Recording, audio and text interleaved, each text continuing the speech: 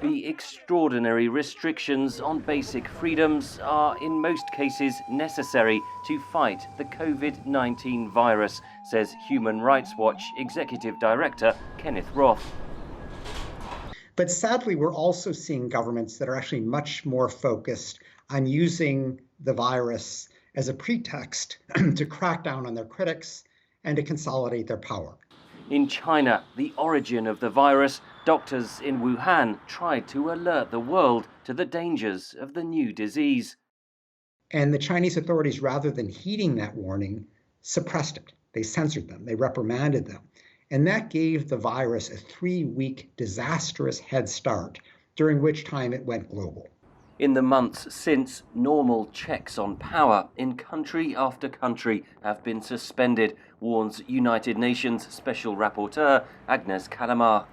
The court have far less power than they used to. Parliaments as well are far weaker under the state of emergency.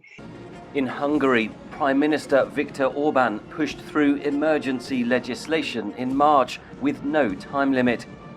That basically allows him to rule by decree without any parliamentary oversight.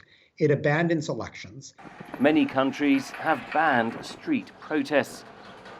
If you think about the Algerian military-led government or President Putin in Russia, the Lebanese, the Iraqi governments, Prime Minister Modi in India, these are all governments that were facing big pro-democracy challenges in the streets.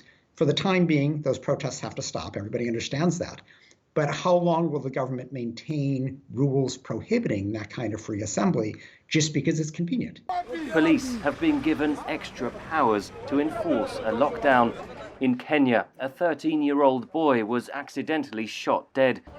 In Cape Town, police evicted dozens of migrants from a church. Footage emerged of police in India spraying migrant workers with disinfectant. In the name of saving as many lives as possible, we are going to put the life of the most vulnerable groups at greater risk. History tells us that those moments are situations, moments where police powers is likely to be abused. The September 11th, 2001 terror attacks on the United States are a case in point, says Roth. That too was a moment in which people were fearful. They asked governments to protect them, and many governments, rather than doing what was really necessary to protect them, seized all kinds of extraordinary powers that it took a long, long time to relinquish. For now, restrictions on our freedom are accepted as necessary weapons in fighting COVID-19. The fear is those restrictions could far outlive the disease itself. Henry Ridgwell for VOA News, London.